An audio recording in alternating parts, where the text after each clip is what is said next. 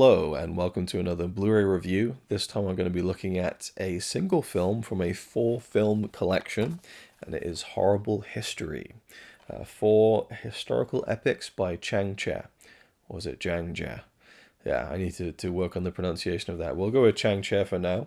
I really like the cover on this one. People kind of have shit on this, but I think it's a really striking image. I love even just the kind of, I don't know, just the strip at the bottom. It's just like, I like the layout of it and just that central image. I don't know, I really like it. People are like, oh, it's like Horrible History is like the thing in the UK. Like, okay.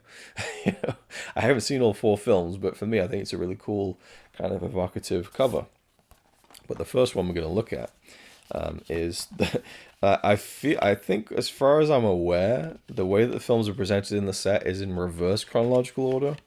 And on the front of the first image you see on the case there is Marco Polo. I'm pretty sure it's from that film. So I know that Richard Harrison is in 2 of the films in this set. So we have Marco Polo, The Pirates, Boxer Rebellion, and 4 Riders, 4 films. Shaw Brothers, I believe, from Chang Cheh, who was a very famous Hong Kong film director. Even I'm aware of him, and I haven't seen. I think I've seen. Did he do? I'm not sure if he's done the one that I'm thinking of. I know he definitely did 4 Deadly Venoms, which I have seen. 5 Deadly Venoms. I'm sorry, I'm thinking of the 4 films in this set. But yeah, Marco Polo, which has very little to do with Marco Polo, the man, the historical figure.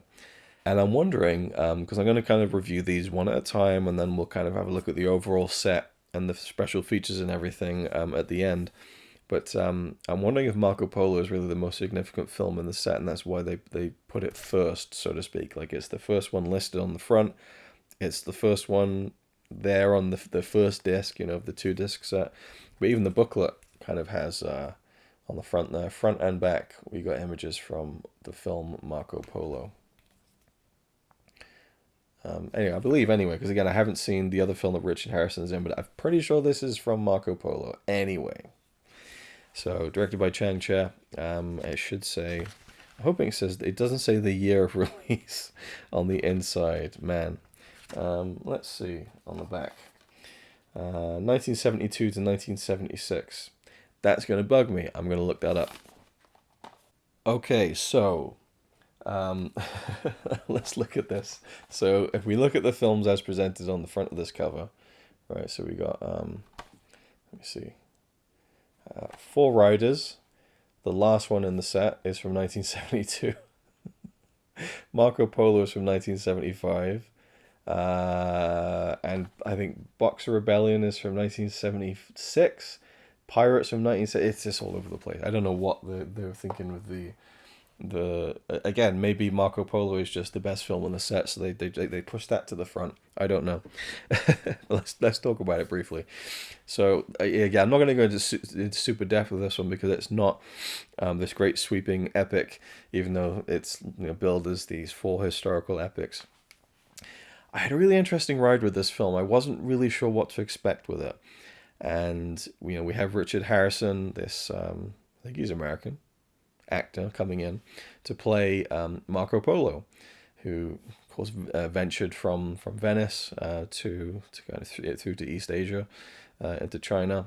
I don't know really the story of Marco Polo, and after watching the film Marco Polo, I'm none the wiser to the story of Marco Polo. He just kind of shows up and becomes kind of a works as an official for kind of the Mongol emperor, and I don't know too much. The film doesn't really even set up kind of the Mongols, and then there's another I don't know what you would call it, really, another sect. I don't know, maybe that's the wrong word to use, but like a different I don't know, I guess the Chinese people were split into different groups, factions. I don't know. Again, it's not my area of expertise, but at the beginning of the film, it was quite promising, actually. There's kind of this almost like tournament going on, this kind of deadly tournament. There's this big kind of arena at night, and you have these kind of warriors coming forward. There are different groups who've kind of, I guess, brought forward their best warrior, and you have these really cool fight sequences, and there's some stuff in there I was like, this is like wrestling, like this is really fucking cool. I was really enjoying some of the kind of like wrestling moves, and I was sending clips to my friends, my wrestling friend, like, look at this, is awesome. And then the best warriors come through, and then we have Marco Polo who shows up, and he's kind of he's taken under the wing by the emperor, and he's set about to do the bidding basically, and really Marco Polo, the character, just kind of walks around places and just watches stuff happen. Apparently, the Richard Harrison has said, like, it's just, I just got to watch things. Like, he was a bit, I think, disappointed in kind of the lack of action that he actually gets in the film, and he's really a passive character in the film too. He's kind of involved in some of the things that are at play, but not really. There's two assassins who show up to take down the emperor. One of them played by Carter Wong, so I was like, oh yeah, I recognize Carter Wong, but he ends up getting injured, and then he goes back to his family, and he's killed ultimately. And this leaves, and I actually thought, so there's I guess it's his younger brother, I think, who is this little teenage kid, and I thought, okay, so he's going to take on the mantle and get revenge for his older brother dying, and they fucking kill him anyway. Like, it was like brutal, and one of the warriors, he has this kind of like back-breaking move where he just like picks the guy up and just snaps his back. This is fucking, like, this is intense, and then we find out that, like, Carter Wong, he had this group of four brothers. I don't know if it's meant to be like another four, like, was it a younger brother and four other brothers? And oftentimes in these kinds of films, martial arts films, they'll call each other brother, but they're not actual blood relatives. Uncle is another term that gets bandied around quite a bit. But once the Carter Wong character, his assassination attempt has been unsuccessful, he loses his life, his brother also, and the word is kind of taken to the other four, who are kind of these martial artists who, it's set up that they're like kind of really masterful, but then they very quickly, we find out that they want to be taught even more. They want to really master certain skills. And there's an alternate title for this film, which is called The Four Assassins, which is so much more fitting to the film. And that's when the film actually becomes, for me, a film. The first half has that great kind of opening fight sequence that's kind of like a tournament, not really, but kind of almost like a round robin of these guys coming in, and the best warriors proving their mettle and being kind of selected to be kind of the official warriors, I guess, of this emperor. But then once we get to these four kind of these young kind of martial artists on the road, and they kind of they go to this place where there are these masters of varying crafts, and it's very much like the Karate Kid, actually, where they come there to, like, please teach us, because we want to kind of gain our revenge against the Mongols. And it's that classic thing of like, oh, we don't teach martial arts here. That's not our thing. We don't know anything about that. You can work here though. And so the next day the guys get to work, and they're put through this grueling manual labor, snapping bamboo trees and grinding down stuff and picking up big rocks and just shitty stuff. But through these kinds of just unrelenting kind of tests of endurance, almost, they're actually being taught something, Mr. Miyagi style. It's that wax on, wax off. How many times there's a wax on and wax off, and then they got a great sequence where Daniel-san figures out what's been going on. So you get that with the four assassins, so to speak, and I loved all that stuff, and I just thought, this is really awesome, and I love the progression of it. I love the way that they were kind of being drip fed kind of these skills before they really realized what they were being trained for. And there's other elements at play with the story, but that was the main juice of it for me that really kicked in the second half of the film. And then the final 10 minutes, oh, so good. Holy shit. There's an assault basically on the building, and it's just like dozens of these guys coming in, and you got these four assassins who are kind of holding down the fort. In fact, there's a few of them who just take on like the main warriors, the main kind of villains, who you see at the beginning of the film. And then there's one of them who stays behind in the courtyard, just like smashing the rocks and stuff. And at one point, he's just got one of the bricks, and he's just beating like dozens of men with this massive block of stone.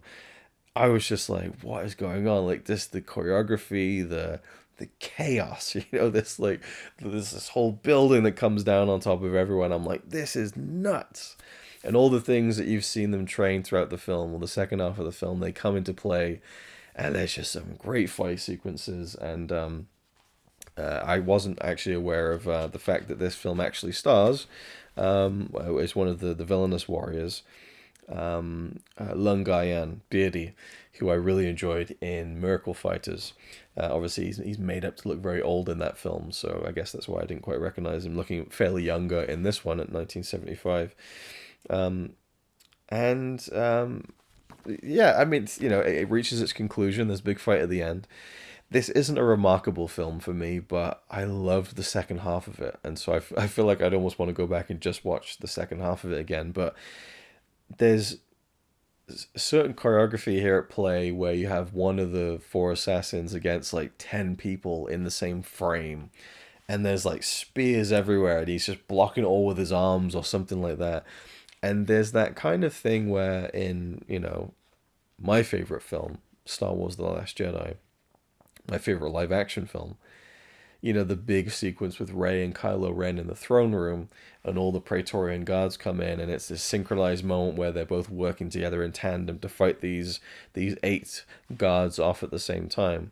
And people are on YouTube going like, well, if you go through frame by frame, you can see that one of the guards is waiting to come in to be blocked.